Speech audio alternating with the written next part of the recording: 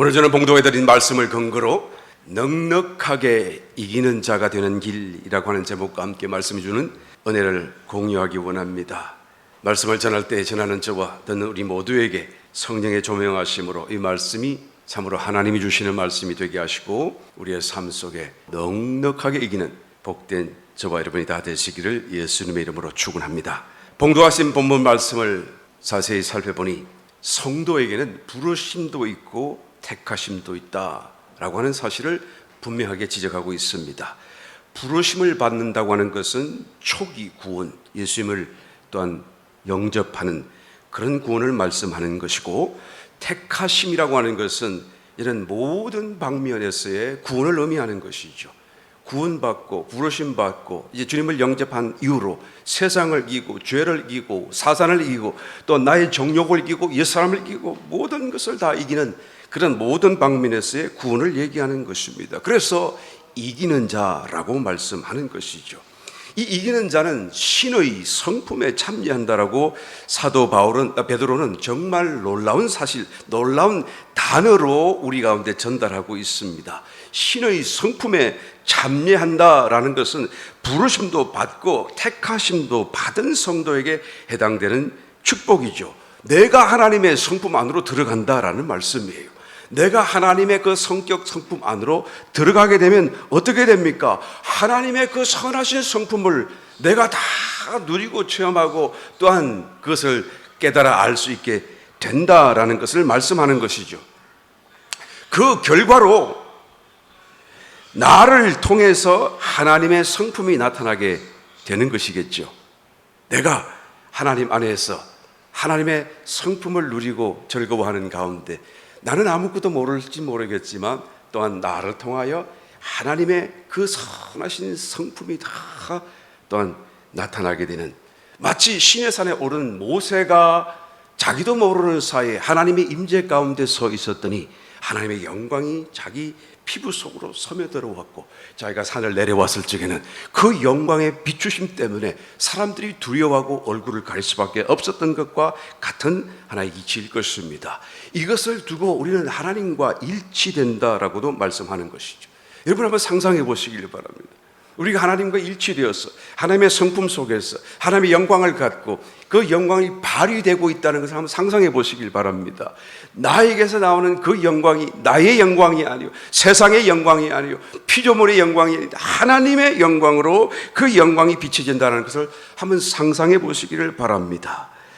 여러분, 부르심만 받은 성도와 택하심까지 받은 성도가 얼마나 그 빛 차이에서, 영광에서 얼마나 큰 차이를 나타낼 것인가라는 것을 짐작해 볼 수 있는 대목이 아닐 수가 없는 것입니다. 이 영광이 없는 사람은 주님 다시 오시는 그날에 혼인잔치에 참여할 예복이 준비되지 않은 것입니다. 그러므로 예수님께서 마태복음 22장 14절에 청함을 받은 자는 많되 택함을 입은 자는 적으니라 라고 말씀하시면서 반드시 이 예복이 준비되도록 이 영광이 우리에게 또한 소유될 수 있도록 주님께서 권면하고 경고하시는 것을 우리는 기억하고 있는 것입니다. 오늘 봉독하신 본문 말씀에 사도 베드로가 그와 같이 되는 길이 있다라고 말씀하고 있어요.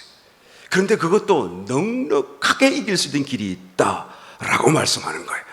이 길을 가게 되면 그냥 넉넉하게 이제는 이기는 자로서 혼인잔치에 들어가고 또한 그 영광을 얻게 되고 하나님의 그 성품 안에 참여할 수 있게 될 것이다 라고 말씀하고 있는 것을 보게 되는 것입니다. 저와 여러분, 이 길을 꼭 기억하시고 가셔서 우리가 주님 앞에 서는 그날에 참으로 빠듯하게 구원받는 것이 아니라 부끄러운 구원이 아니라 여러분 정말로 넉넉하게 이기는 자로서 완전한 구원을 이루시는 저와 여러분 되시기를 예수님의 이름으로 축원합니다. 무엇입니까? 7가지를 얘기하고 있어요. 오늘 조금 빨리빨리 지나가야 돼.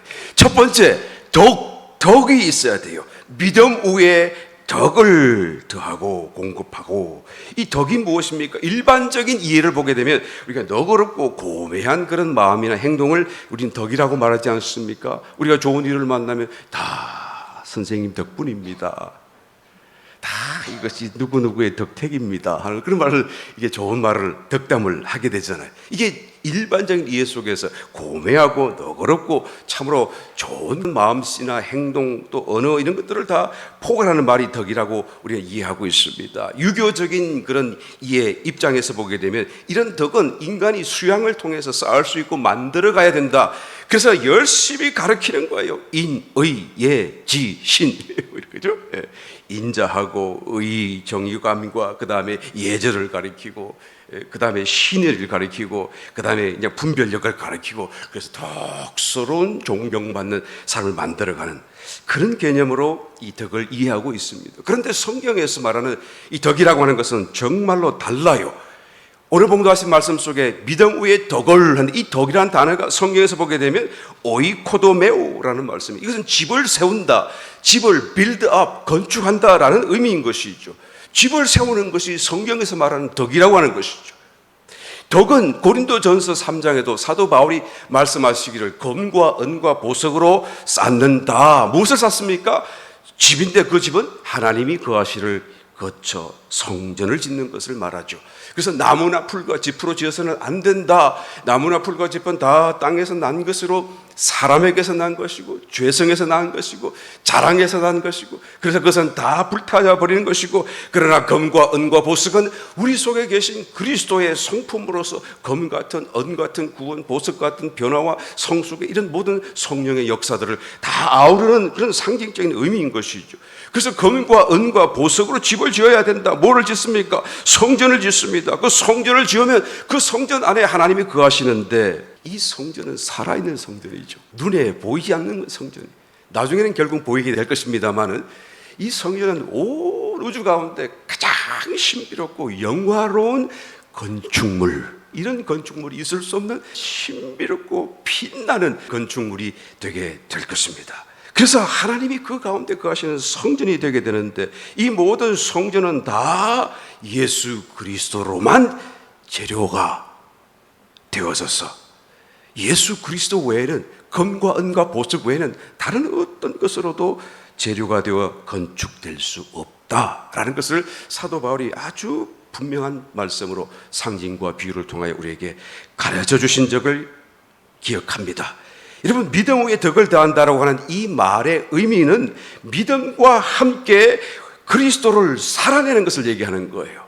믿음으로 말하는 것을 말하는 것이고, 믿음으로 행실, 어떤 사랑을 실천하는 것을 말하는 것이죠. 내가 하는 그 말 때문에 사람들이 믿음을 북돋아 용기를 얻고 기쁨을 얻고 위로를 받는 것을 말하는 것이고, 또 내가 믿음으로 섬기고 구제하고 봉사하는 일들을 통해서 그 사람들이 삶의 용기를 새롭게 얻게 되고 또 신앙에서 소망을 새롭게 발견하는 이런 일들이 일어나는 것을 말하는 거예요.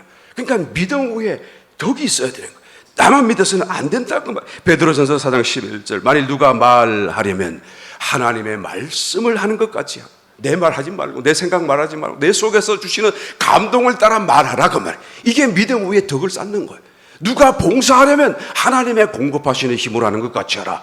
내가 하다가 지쳐서 막 그렇게 하지 말고, 내 속에 주시는 그런 힘과 능력 때문에 나는 못하지만 얼마나 기쁜지 하는 일마다 그런 일로 다른 사람에게도 은혜와 또한 사랑과 능력을 끼칠 수 있도록 하라라는 말씀을 하게 되는 것입니다. 이렇게 덕이 더 많이 나타나면 나타날수록 성전이 쌓여져 가게 되겠죠. 그 성전이 높이 높이 쌓여져 가게 되면 세워질수록 하나님의 임재는 더 충만하게 되지 않겠습니까? 그러면 하나님의 임재가 충만해지면질수록 그것을 살아내는 성도는 신의 성품에 참여하게 되는 놀라운 축복을 얻게 된다라는 것입니다.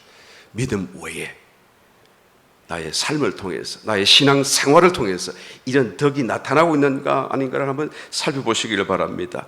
하나님 말씀을 잘 믿는데 믿기만 하지 말고 나의 입술에서부터 또 나의 행동에서부터 이와 같은 성경적인 덕이 나를 통하여 나타나시는 그리스도가 더 나타나시도록 우리는 만들어 가야 되는 것입니다. 만약 그것이 없다라고 생각된다면 여러분 절대 죽지 마시기를, 아직 죽어서는 안 된다는 것을 분명히 말씀을 드립니다. 할렐루야. 절대 죽어서는 안 돼요. 두 번째 뭘 해야 됩니까? 지식을 더해야 됩니다. 믿음 위에 덕을, 덕 위에 지식을. 이 지식은 하나님에 대한 지식이죠, 여러분. 하나님을 더 깊이 알아가는 것입니다. 성경에 보니 요셉이 애굽의 국무총리가 되고 세계 제2위의 그 권자에 앉은 그런 놀란 세속적인 출세 성공을 이루었지만 거기까지 이르는 과정이 얼마나 고달팠고 힘들었고 얼마나 서글펐던지 자기 형제들을 다 안 만나고 용사는 그 자리에서 대성통곡을 했다라고 성경은 기록하지 않습니까? 무엇을 의미합니까? 내가 비록 이와 같은 걸 다 얻었지만 그러나 내 마음속에는 지나온 삶을 통해서 정말 힘들었고 지금 생각이 눈물이 쏟아질 정도로 고달팠다, 그 말을 하는 거 아니겠습니까?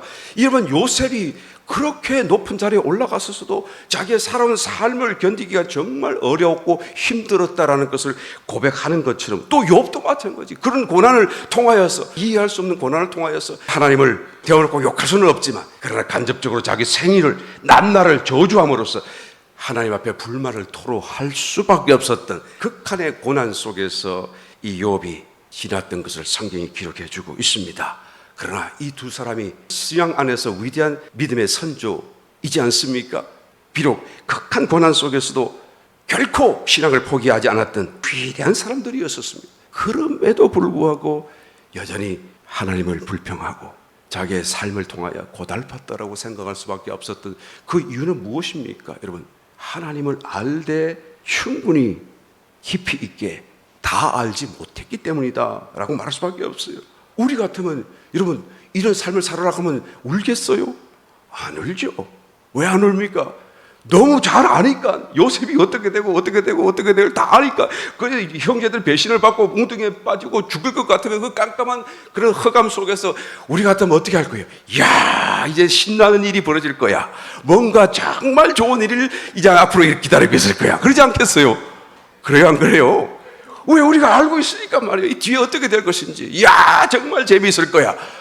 비록 형제들이 나를 배신한 것은 물론 기분 나쁘고 괘씸하지만 그러나 그것도 나를 위한 거야. 뭐 그런 생각이 들지 않겠어요?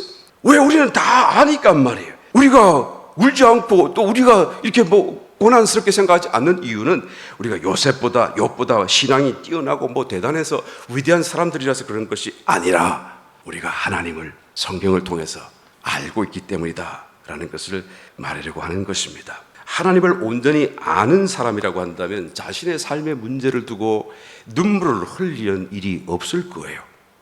눈물은 자신의 마음대로 무슨 일이 잘 안 될 때 흐르는 것 아닙니까? 내가 내 힘으로도 어떻게 뭐 할 수 없는 그런 상황, 답답한 상황을 당했을 때 눈물이 쏟아져 나오는 것 아니겠습니까? 그런 하나님을 알고 하나님의 마음과 생각과 하나가 되어 있다라고 한다면 그러면 어떤 고난과 문제 속에 있어서도 여러분 범사에 감사할 수밖에 없을 것입니다. 왜요? 하나님이 하시는 모든 일이 선하시다는 것을 내가 알기 때문에요. 그것이 나에게 가장 좋은 일이고 가장 좋은 것으로 주신다는 것을 내가 알기 때문에 그렇다라는 것을 말할 수밖에 없는 것입니다. 우리가 하나님을 알아야 돼요. 할렐루야. 알 때 더 알아야 돼요. 더 깊이 있게 알아야 됩니다. 그래서 모든 범사가 정말로 신앙 안에서 감사드릴 수 있는 그런 삶이 될 수 있도록요. 하나님과 일치를 이루기 위해서 우리가 그래서 성경을 배워야 하고 알아야 되는 것입니다. 성경은 하나님을 알 수 있는 가장 상세하고 가장 빠른 길이에요. 그래서 성령의 감동으로 성경에 기록된 것 아니겠습니까? 하나님 말씀 아닙니까? 그러므로 읽는 저와 여러분들도 성령의 감동을 간구하면서 기도하는 마음으로 성경을 읽어야 되고 그 읽어가는 성경 말씀이 내 속에 하나님이 지금 호흡하셔서 말씀하시는 말씀으로 다가오도록까지 그 성경 속에 숨겨져 있는 하나님의 숨결, 그 호흡의 숨결을 느낄 수 있어야 되는 것이죠. 그렇게 되면 우리가 정말 하나님의 마음과 지식을 또 하나님을 아는 지식 속에 충만해져서 모든 삶 가운데 고난도 이기고 문제도 이기고 밤사이 감사하며 넉넉히 이기는 자의 삶이 되게 될 줄 믿습니다. 믿음 위에 덕을 더하시고 또 그 위에 지식도 더하게 되시기를 예수 이름으로 축원합니다. 세 번째로 절제를 해야 돼요. 자기 통제인 것이죠. 절제는 우리 속에서는 날마다 우리가 부인해야 되고 또 우리가 거절해야 되고 이런 어떤 싸워야 될, 절제되어야 될 욕망이 맨날 같이 꾸물꾸물 올라오고 있다. 생산되고 있다. 그래서 이런 것을 잘 가지치기 해가지고 그냥 균형을 잡아가야 돼요. 모든 욕망을 끊어서는 안 되겠죠. 아주 기본적인 그런 욕망은 우리가 충족시켜줘야 돼요. 식욕도 충족시켜줘야 되고 이 수면욕도 충족시켜줘야 되지만 그것을 과하게 해서는 안 돼요. 그래서 절제해야 돼요. 잘라줘야 돼요. 가지치게 되는 것입니다. 균형 잡는 일이 필요한 것이죠. 균형이 잡힌 사람의 삶은요, 사람들이 보기에도 아름답고 맵시가 나고 하나님이 보시기에도 정말 아름다울 수밖에 없어요. 여러분, 길가에 있는 나무를 자세히 들여다보시길 바랍니다. 이제 멀리서 떨어져서 자세히 보게 되면 그 나무가 이렇게 막 자기 마음대로 가지가 쭉쭉쭉 나와 있는 것 같은데, 그런데 기가 막히게 전체적으로 밸런스를 유지하고 있어요. 아주 기가 막히게 이렇게 착착 자기 마음대로 난 것 같은데 그게 딱 밸런스를 유지하고 있는 것이. 그러니까 멀리서 보니까 정말 이것이 눈에 아름답고 완전하게 보여지게 되는 것입니다. 우리가 얼굴에 화장도 이게 이 코스메틱, 영어로 코스메틱이 뭐라고요? 우리 교회 성도님이 잘 알고 계시죠? 이거 질서를 잡는 거예요. 질서를. 얼굴에 이게 좀 뭐가 좀 삐져나온 것은 깎아버리고 덜 나온 것은 더 길게 그려주고, 이렇게 해서 질서를 쫙 잡고 균형을 잡아줘요. 그래서 잘 아름답게. 그래서 화장을 하면 안 이쁜 사람도 아름답게 보이는 이유가 거기에 있는 거예요. 왜 입술은 그러면 왜 빨갛게 칠합니까? 아주 중요하기 때문에 특별히 밸런스를 잘 잡아야 돼. 그러니까 밑줄 두 개를 탁 밑줄 치는 거예요. 밑줄 탁 절제해야 됩니다. 여러분, 이 절제라고 하는 이 덕목은 종말의 때에 매우 절실하게 요구되는 항목입니다.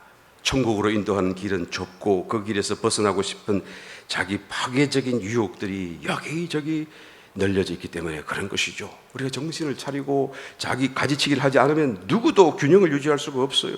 끌려 들어가게 되면 그곳에 빠져서 자신이 그냥 어떤 사람인지 신분도 잊어버리고 할 일도 잊어버리고 사명도 잊어버리고, 그리고는 성도인데도 성도 가지 않은 삶을 살아가다가 그냥 세월을 다 보내고 왜 사는지, 지금 어디로 가는지, 내가 무엇을 해야 되는지. 누가복음 13장 24절, 좁은 문으로 들어가기를 힘써라. 내가 너희에게 이르노니 들어가기를 구하여도 못하는 자가 많으리라. 예수님의 말씀입니다. 여기서 힘쓰라고 하는 이 단어는 아고니제스테라는 단어인데요, 이 단어에서 영어가 나왔죠. agonize, 에고 힘들다고 말이에요. 고뇌한다고 말이에요. 에고나이저가 이 말씀에서 나온 거예요. 그러니까 힘쓴다 이 말은 말이죠, 우리가 고뇌하면서 싸우는 싸움을 얘기하는 거예요. 그 싸움이 내 속에 있어야, 내 삶에 있어야 절제가 되는 거예요. 힘쓰라, 좁은 문으로 가기를 힘쓰라.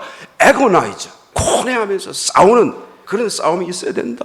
나를 죽이는 자기 십자가가 아닐지라도 십자가의 어떤 한 작은 부분이 될 수 있을 것입니다. 싸워야 돼요. 우리는 욕망에 대해서 싸워야 됩니다.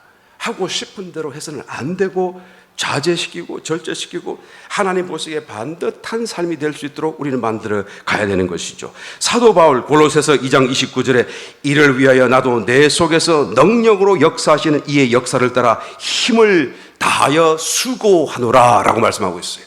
내 속에서 하나님이 성령이 역사를 하시는데 그 길을 나는 인도받고 따라가는데, 그런데 저절로 되는 것이 아니라 나도 힘을 다하여 수고한다 그 말이에요. 이 힘을 다한다는 이 말이 바로 에고나이저, 그 단어를 똑같이 쓰고 있는 것이죠. 아고니 쪼마이 이런 단어에 힘을 다한다 그 말. 절제하게 되시기를 예수님으로 축원합니다. 믿음과 덕과 지식 후에 절제해야 돼요. 그 다음에 네 번째, 인내를 더해야 됩니다. 이 인내의 한자를 보게 되면, 여러분 이 한자 인이라는 단어 속에 여러분 그 위에 칼이 있고 칼도자가 있고 마음심이라고 적혀 있잖아요, 밑에가. 그런데 칼도자에 점을 하나 더 탁 찍었어요. 그러니까 이 칼이 굉장히 중요하다 그런 의미, 강세, 액센트를 주는 거예요.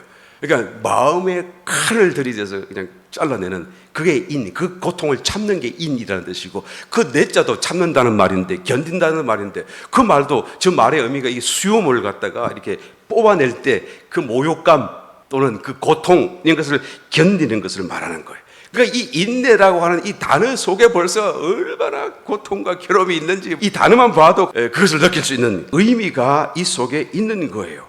이 인내하라 라는 거예요. 우리의 삶을 그렇게 인내하라 라는 것입니다. 이 인내라고 하는 것은 좀 전에 말씀드렸던 그 절제와 같은 맥락에 있는 미덕인데, 절제는 셀프 컨트롤, 자신과의 싸움이라고 한다면, 인내는 타인과 환경을 대하여 견디는 것을 얘기하는 것이죠. 누가복음 16장에 보니 거지 나사로가 이제는 그 삶을 참으로 견디고 살았는데 죽고 난 뒤에 보상을 받았더라라는 주님의 말씀을 우리가 기억하지 않습니까? 성도가 각자의 삶에 다가온 어떤 문제와 난관을 통하여서 여러분 견디고 또한 참으면 결국은 보상을 반드시 받게 되어져 있다라는 것을 의미하고 있습니다. 내가 무엇을 하지 않아도요, 그냥 견딘 것만 갖고도 하나님의 보상이 뒤따른다라는 것을 얘기하는 것이죠. 그런데 견딜 때 기쁨으로, 소망으로, 믿음으로, 감사함으로 견딘다고 한다면 얼마나 더 큰 상을 받겠는가. 그죠? 인내를 더하라. 내가 지은 죄가 아니라고 한다면, 그런데 정말 내가 당한 어떤 고난이 있다고 한다면 그것은 환영하고 기뻐하고 견딜 수 있는 저와 여러분 되시기를 예수님 이름으로 축원합니다. 다섯 번째 뭐라고 말합니까? 경건을 얘기하고 있어요. 하나님과의 관계를 나타내는 개념입니다. 이 경건이라고 하는 것은 내가 어느 정도 신앙적인 성숙을 이루었는가 하는 어떤 경지, 신앙의 경지를 얘기하는 게 아니라 지금 하나님과의 관계를 설명하는 단어예요. 그런 의미예요. 이 경건이 우리의 삶 속에 있어야 된다라고 지금 사도 베드로가 말하는 것이죠. 경건이 무엇인가요? 여러분, 종교개혁을 일으켰던 루트와 같은 선상에 서 있는 칼빈이라고 하는 유명한 분이 계시죠. 그분이 이 경건에 대한 정의를 내린 것이 있어요. 경건이라고 하는 것은 하나님에 대한 경외심과 하나님에 대한 사랑이 결합된 것을 말한다. 그러니까 한편으로는 경외심, 두려움을 갖고 하나님에 대해서, 또 한편으로는 하나님에 대한 사랑을 갖고 있는 이중적이고 혼합된 마음, 이런 감정, 또 자세, 이런 것을 경건이라고 말을 한다. 하나님을 아버지로 사랑하며 주님으로서 또한 두려워하고 경외할 뿐만 아니라 또 하나님의 그 의로우심을 내가 받아들이고 그분을 따라가야지, 거역하는 것을 죽음보다도 더 무서워하는 신실한 감정이라고 이 칼빈은 그것을 정의해 놓은 것을 보게 되는 것이죠. 이 경건의 마음, 또 감정, 삶, 이건 정말 고귀한 거예요. 여러분, 이것은 믿는 자에게만 있는 거예요. 신자가 아니고서는 경건해질 수가 없어요. 하나님을 두려워할 수는 있을지 몰라도 하나님을 사랑하지는 않기 때문에 그런 것이죠. 그러나 신자는 하나님을 두려워도 하지만 하나님을 사랑한다, 그 말이에요. 그러니까 이 참 미묘한 두 가지의 감정이 어우러져서 이 경건한 삶의 자세와 또한 생각과 감정을 우리 가운데 일으키게 되는 것인데, 이건 정말 고귀한 거예요. 천사들도 흠모할 만한 고귀한 감정이 아닐 수가 없는 것입니다. 그래서 경건을 다른 말로 또 비교하여 설명을 하자고 치면 존경심이라고도 할 수 있어요. 100% 들어맞는 말씀은 아니지만 그러나 대략적으로 존경하는 마음이다라고도 할 수가 있어요. 그러니까 하나님을 존경하고 정말 하나님을 그냥 사랑하니까 어떻게 합니까? 하나님 앞에서 매사에 다 조심하고 또 하나님을 높이고 칭송하고 하나님을 자랑하는, 그러니까 경건한 마음을 가진 사람이라고 한다면 자연스럽게 하나님을 예배하게 돼요. 예배가 경건한 사람의 삶에는 자동적으로 따라오게 되는 것이죠. 그 예배도 그냥 예배가 아니라 극진한 리스펙트, 존경심을 갖고 또 마음을 갖고 사랑을 담고 정성을 담아서 말이에요. 하나님을 이렇게 올려드리는, 예배를 드리는, 하나님이 받으실 만한 합당한, 물론 신령과 진정으로 예배 드리는 것이 하나님께 드리는 진정한 예배입니다만은, 그러나 외형적으로도 정말 정성을 다하고 마음을 다하고 옷도 반듯하게 단정하게 입고 예배 시간도 정확하게 탁 들어오는 게 아니라, 늦게 들어오는 것이 아니라 벌써 와가지고 탁 기다리면서 기도하고, 할렐루야. 제가 여러분에게 좀 늦게 오라고 말씀드린 것은 코로나 때문에 빨리 오지 말라고 그랬는데 이제는 일찍 오셔도 괜찮습니다. 우리 교회 성도들은 대부분 다 일찍 오는데요. 하여튼 일찍 와서 쫙, 그래서 우리가 예배를 드린다라고 말하잖아요. 드린다. 예, 하나님께 드린다. 이 예배 자체가 여러분, 내가 은혜 받고 안 받고를 떠나서 하나님께 드리는 거예요. 그러니까 이 헌금을 드릴 때도 어떤 사람은 쫙 붓으로, 붓글씨로 무릎을 꿇고 앉아가지고 쫙 이러면서 온 정성을 다하고 마음을 다하고 말이에요. 그렇게 하나님을 드리는, 그와 같은 드림이 하나님이 더 기뻐하시지 않겠습니까? 이런 사람이 어떤 사람이라고요? 경건한 사람이에요. 경건한 삶을 사는 사람이에요. 이런 사람은 경건하게 또한 예배가 그의 삶과 연결되어지고 또 심지어는 그의 생활 자체가 교회에서 예배하는 것뿐만 아니라 생활 자체 전체가 하나님을 예배하는 삶이 되어진다라는 것입니다. 예배가 뭔가요, 여러분? 모여서도 예배하는 것이지만 내가 하나님을 콧노래로 기뻐하고 찬양하면 이게 찬양이죠. 콧노래를 불러도 하나님이 생각나서 손을 들고 그러면 이게 기도죠, 여러분. 그렇잖아요. 네. 그리고 하나님 앞에 가장 내가 기뻐하고 살고 이것은 내가 지금 간증하는 거예요. 저 사람은 왜 저렇게 기뻐하는가? 하나님이 계신가 보다. 이 간증이 되는 거예요. 근데 예수 믿는다고 하고 얼굴을 찡그리고 살고 막 소리만 높이고 살고 그런 사람은 어떻게 해요? 사람이 볼 때 아이고 하나님은 없는가 보다. 예. 너나 잘 믿어라 그러지 않겠어요? 예. 그런데 이런 삶 자체가 예배가 되고 하나님께 올려드리는 이런 정말 찬송이 되어지는 그런 삶이 경건한 자의 삶이다라는 거예요.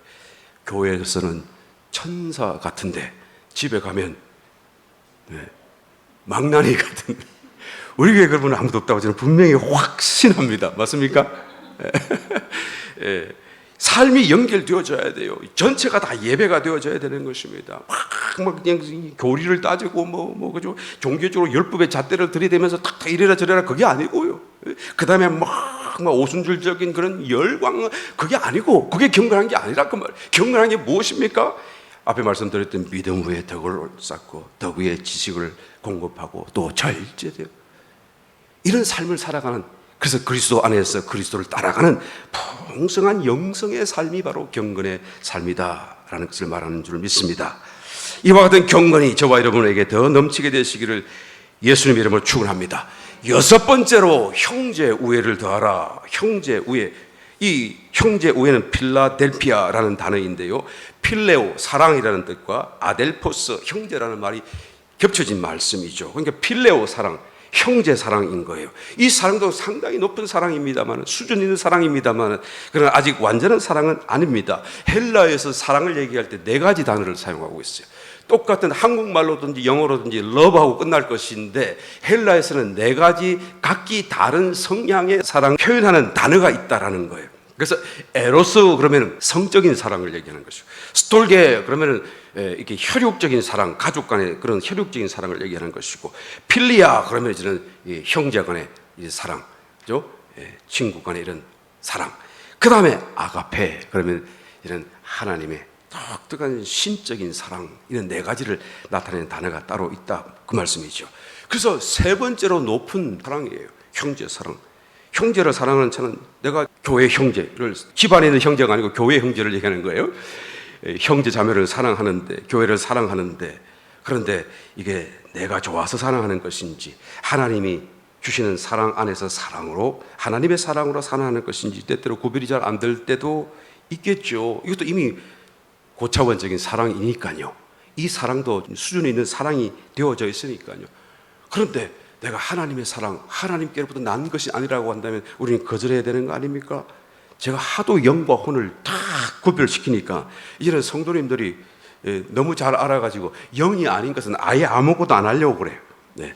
참 좋은 현상입니다. 맞아요. 좋은 현상이에요. 그런데 여러분, 사랑과 믿음은 영이든 아니든 그 구별하려고 하지 마시고 그냥 하시면 돼요. 할렐루야. 사랑하는 일은 그냥 하시면 돼요. 왜요? 형제 사랑이고 내가 하는 사랑이라도 결국은 이미 높은 수준에 와 있고 이제는 조금만 더 가면은 하나님이 그 사랑을 하나님의 사랑으로 바꾸어 주실 것이기 때문에 그런 거예요. 하나님이 그것을 딱 이렇게 아가페 사랑으로 진전시켜 주실 것이기 때문에 더 그렇게 사랑을 해야 되는 것입니다. 요한일서 4장 12절, 어느 때나 하나님을 본 사람이 없으되 만일 우리가 서로 사랑하면, 하나님을 본 사람이 없으되 만일 우리가 서로 사랑하면 하나님이 우리 안에 거하시고 그의 사랑이 우리 안에 온전히 이루느니라. 아멘. 열심히 사랑하세요. 이게 내가 하는 사랑인가, 육신적인 사랑인가, 내 감정의 사랑인가, 그거 따지지 말고 그냥 사랑하세요. 진짜 완전한 사랑이죠. 이것은 우리 한국말로는 사랑이라고 적혀 있습니다만은, 그러나 원어에서는 아가페라고 적혀 있어요. 앞에는 필리아, 필라델피아, 그죠? 형제 사랑. 이거는 완전히 아가페, 하나님의 사랑이라고 적혀 있다라는 것이죠. 최종적인 사랑, 완전한 사랑, 하나님의 사랑. 그러니까 이 사랑을 할 수 있는 사람은 어떤 상태에 와 있는 것입니까? 이미 하나님의 성품, 신의 성품에 들어와 있는 거예요. 이미 하나님과 하나 되어서 지금 사랑을 실천하고 있는 거예요. 요한복음 13장 34절 새 계명을 너희에게 주노니 서로 사랑하라. 내가 너희를 사랑한 것 같이 너희도 서로 사랑하라. 이 서로 사랑하라, 몸같이 사랑하라, 마음과 뜻을 다해서 사랑하라 라는 그 사랑에 대한 이야기를 구약에도 주었는데 예수님이 새 계명을 준다고 하시면서 또다시 이 말씀을 하셨어요. 왜 이것이 새 계명이 될 수가 있는 것입니까? 바로 그 앞에 있는 말씀 때문에 그래요. 그냥 사랑하는 것이 아니고 내가 너희를 사랑한 것 같이 너희도 서로 사랑하라. 다시 말하면 내가 사랑하는 아가페 사랑으로 너희도 필리아 사랑만 하지 말고 이제는 아가페 사랑으로 사랑하라 라고 말씀하는 거예요. 그러니까 새로운 계명이에요. 할렐루야. 완전한 사랑을 얘기하는 것이고 완전한 차원의 신의 성품에 참여하는 것을 말씀하는 것이죠. 이런 사랑을 사랑하게 되면 35절 너희가 서로 사랑하면 이로써 모든 사람이 너희가 내 제자인 줄 알리라. 왜 알게 되죠? 하나님의 사랑으로 살아가니까 하나님이 나타나죠. 사랑이신 하나님이 나타나니까 사람들이 다 보고 그냥 이것은 하나님이다, 이것은 세상과 같지 않다라는 것을 알게 되고 그래서 다 그리스도에게 속한 그리스도의 제자인 것을 알게 된다라는 것을 말씀하는 것입니다. 이 사랑을 다른 말로 성경에서 표현하기를 원수 사랑이라고 말하고 있어요. 원수도 사랑할 수 있는 그런 사랑이다라고 말씀하고 있어요. 저는 이 말씀을 들을 때마다 저도 마음속에 큰 부담감, 심지어 두려운 마음까지 일어나요. 이 말씀을 조금만 더 깊이 생각해 보게 되면 하나님의 그 원수 사랑 나도 할 수 있을까? 만약에 안 한다면 하나님 말씀을 불순종하는 것이 되잖아요. 마태복음 5장 44절 나는 너희에게 이르노니 너희 원수를 사랑하며 너희를 핍박하는 자를 위하여 기도하라. 이같이 한즉 하늘에 계신 너희 아버지의 아들이 되리니 이는 하나님이 그 해를 악인과 성인에게 비추게 하시며 비를 의로운 자와 불의한 자에게 내리우심이니라. 너희가 너희를 사랑하는 자를 사랑하면 무슨 상이 있으리요? 세리도 이같이 아니하느냐? 또 너희가 너희 형제에게만 무난하면 남보다 더하는 것이 무엇이냐? 이방인들도 이같이 아니하느냐? 그러므로 하늘에 계신 너희 아버지의 온전하심과 같이 너희도 온전하라. 이게 원수 사랑이에요. 누가복음 6장 27절로 그러나 너희 듣는 자에게 내가 이르노니 너희 원수를 사랑하며 너희를 미워하는 자를 선대하며 너희를 저주하는 자를 위하여 축복하며 너희를 모욕하는 자를 위하여 기도하라. 이 말씀이 여기서 거쳐져 막혀요. 이제 정말로 나를 모욕하는 사람을 내가 축복할 수 있을까? 나를 정말 핍박하고 저주하는 사람을 위하여도 기도도 해줄 수가 있을까? 정말 생각하면 어려운 부분이 아닐 수가 없어요. 내 입뺨을 치는 자에게 저 뺨도 돌려대며 내 겉옷을 빼앗는 자에게 속옷도 금하지 말라. 물론 내게 구하는 자에게 주며 내 것을 가져가는 자에게 다시 달라지 말며 남에게 대접을 받고자 하는 대로 너희도 남을 대접하라. 너희가 만일 너희를 사랑하는 자를 사랑하면 칭찬받을 것이 무엇이뇨? 죄인들도 사랑하는 자를 사랑하느니라. 너희가 만일 선대하는 자를 선대하면 칭찬받을 것이 무엇이뇨? 죄인들도 이렇게 하느니라. 너희가 받기를 바라고 사람들에게 빌리면, 이 빌린다, 렌트한다 그 말이 아니고 렌드, 빌려준다 그 말이에요. 너희가 빌려주면 칭찬받을 것이 무엇이뇨? 죄인들도 의수히 받고자 해요. 이 의수이란 말이 좀 어려운 단어인데요, 그죠? 그냥 정확하게 이퀄 그 말이에요. 내가 딱 준 만큼 그대로 그냥 동등하게 내가 되돌려 받을 것을 알면 그 말이에요. 그래서 죄인들도 죄인에게 그걸 돌려받을 것을 안다고 한다면 왜 안 빌려주겠느냐 그 말을 하는 거예요. 오직 너희는 원수를 사랑하고 선대하며 아무것도 바라지 말고 빌리라, 빌려주라 그 말이에요. 할 수 있을까요? 그리하면 너희 상이 클 것이요 또 지극히 높으신 이 아들이 되리니 그는 은혜를 모르는 자와 악한 자에게도 인자로우시니라. 네. 이 말씀하고 난 뒤에 이제 저한테 돈 빌리러 오는 사람이 올까 보네. 겁이 나네. 하나님 말씀을 불순종할 거냐고. 네. 여러분 여기까지 내가 정말로 막힘없이 할 수 있다라고 생각이 들면 그것은 다 된 거예요. 이거 다 된 거예요. 그 사람은 이제 죽어도 괜찮습니다. 그렇다고 빨리 죽으라는 말씀 절대 아닙니다. 여러분 오해하지 마시길 바라요. 완전히 하나님과 하나 되어져 있고 하나님의 그런 마음과 생각을 또한 함께 하고 있다. 그러므로 이는 하나님의 나라가 저절로 들어가는 거예요. 넉넉히 들어가는 것입니다. 저와 여러분이 이와 같이 되시기를 예수님 이름으로 축원합니다.